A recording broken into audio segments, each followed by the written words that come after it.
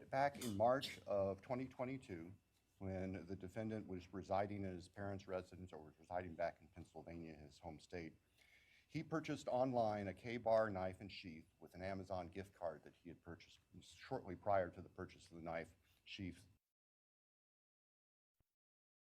The end of June of that year, the defendant, Mr. Kohberger, moved from Pennsylvania to Pullman, Washington, which is right across the state line from Moscow, Idaho, for the purpose of pursuing a PhD in criminal justice at Washington State University.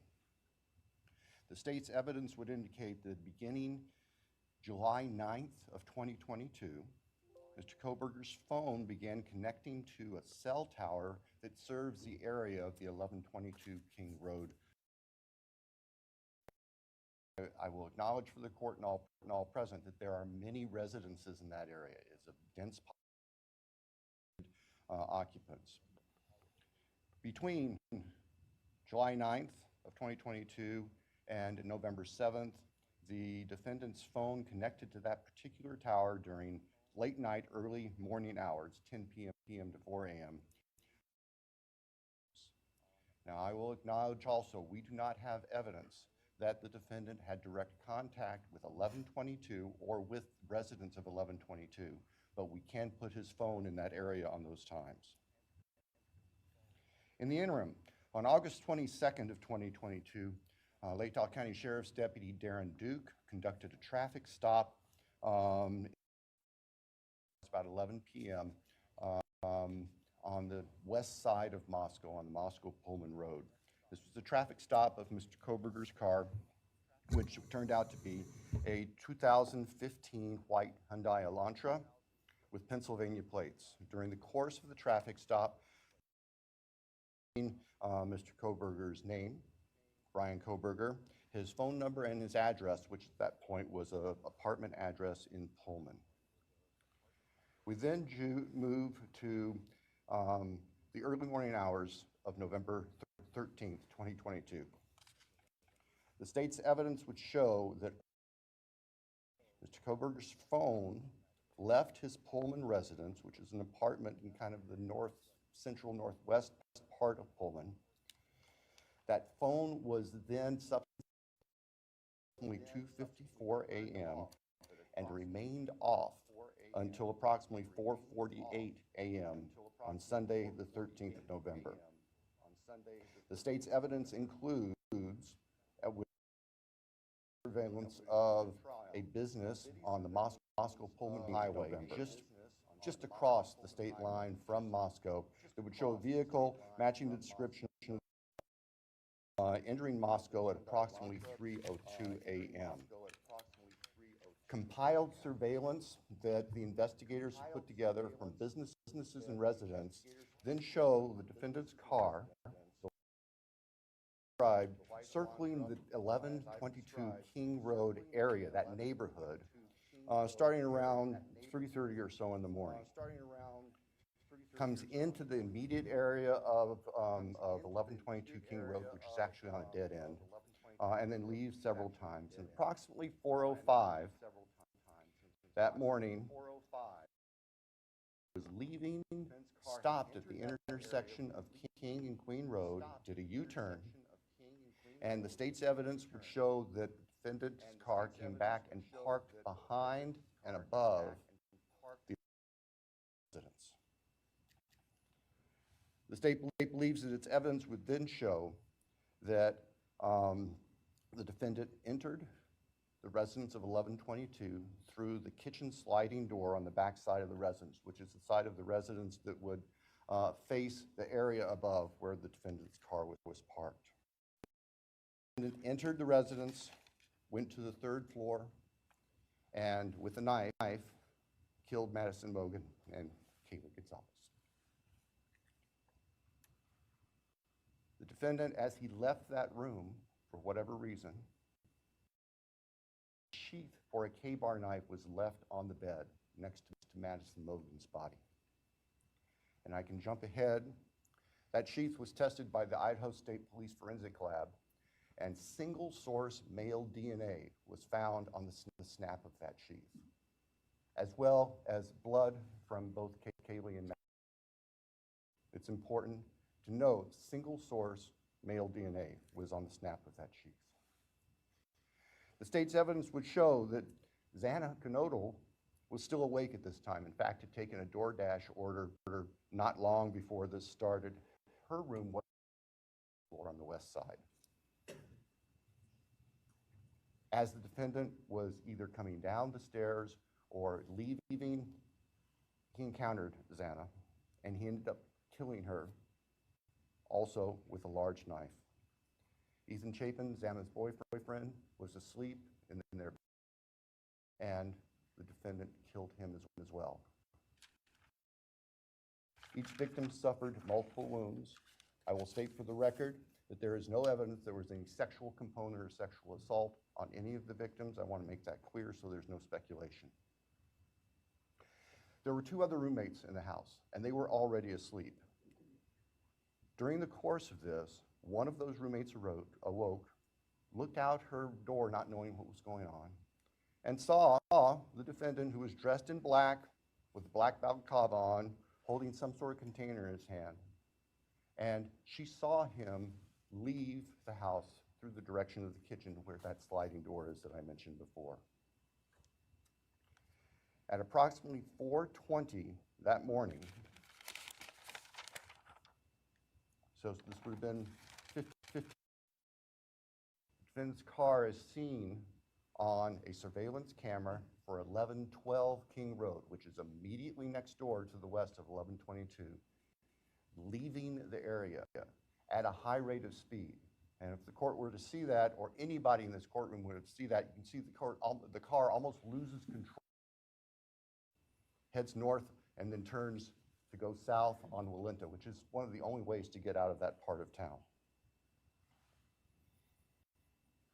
The evidence would show that following that, the defendant in his Elantra drove south of Moscow.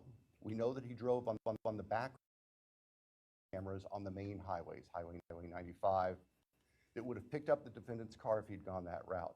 And they did not show the defendant's car on that route during the time. It's a very rural, isolated part of Latah County.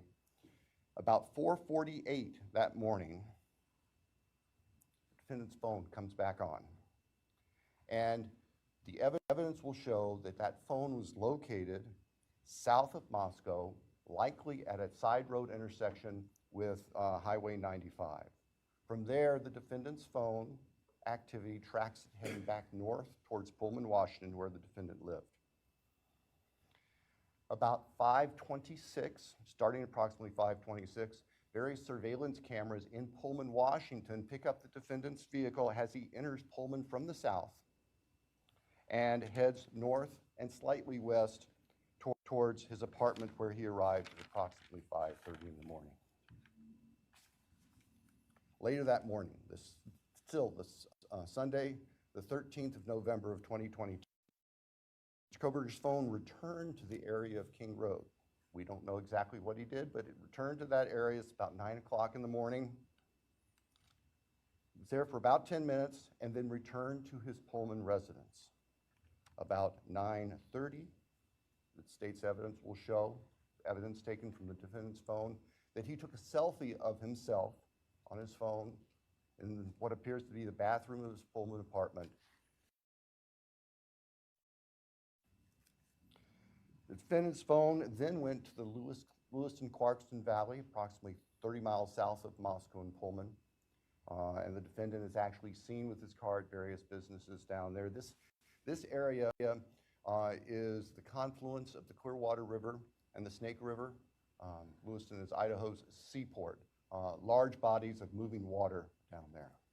In addition to tracing the defendant's activities, as I've just outlined, on the 13th and leading up to the 13th, the state's evidence will show that following Sunday, November 13th, 2022, show that the defendant began searching for a K-bar knife and a K-bar knife sheath, as the state believes, to replace the one that was left at the scene of the murders.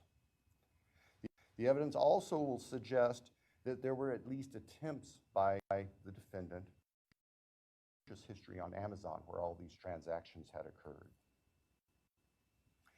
Later, that Mr. Kohberger went to what we would call DMV, motor vehicle licensing here in Idaho, in Pullman to change his car registration to Washington. That's of note because Pennsylvania cars do not require a front license plate. The vehicle seen on the car showed it didn't have a front license plate on it. At the time of the traffic stop by Deputy Duke, in all, no front license plate. Mr. Kohberger proceeded to finish his semester of studies and returned to Pennsylvania for the holidays. Law enforcement at this point were aware of Mr. Kohberger, had been accessing information about him, were trying to Pennsylvania, and they conducted what's called a trash pull during the nighttime hours. Agents of the FBI, who assisted immensely with this case,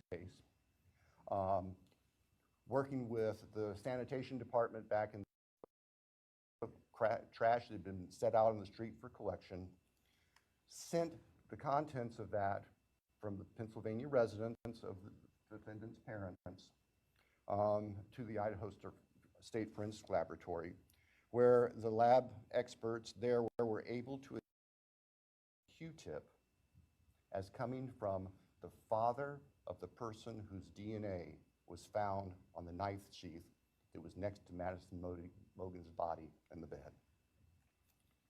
Subsequently, an arrest warrant was issued here in Idaho, and a search warrant was issued in the state of Pennsylvania with the assistance not only of the FBI, but the Pennsylvania State Police. Mr. Kohberger returned to Idaho. Upon his return to Idaho, a DNA sample was taken from him, and it matched the DNA found on the knife sheath next to Maddie's body at the crime scene. I can tell the court itself the knife has not yet been recovered. I can tell the court that the defendant's apartment in Pullman was searched, as well as his office. Spartan would be a kind characterization. There was virtually nothing there. Nothing of evidentiary value was found weeks after the time of the killings. In Pennsylvania, the defendant's car was seized, and it was actually pretty much disassembled internally. And it also had been cleaned. There was a bucket of cleaner right beside it. I think we can all look to our own cars, you know, in those compartments in the doors. We try to keep them clean where you put stuff. There's always some degree of crud in there. They were spotless, meticulously cleaned inside. And the state would present to the jury that that was part of the defendant's plan in covering up this. The defendant has studied crime. In fact, he did a detailed paper on crime scene processing when he was working on his pre-doctorate degrees, and he had that knowledge and skill. So, Your Honor, at the end, the state submits that the evidence that I've given just a quick overview of, and that to present in court would prepared to do and has been prepared to do, would show that as the defendant has just admitted and pleaded guilty on November 13th, 2022, excuse me, Mr. Kohberger entered the residence at 1122 King Road in Moscow, Idaho. He did that with the intent to kill.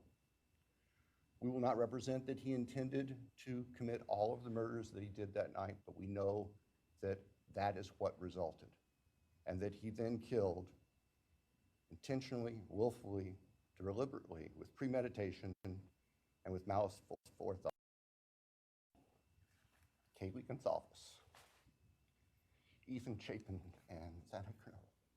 Thank you.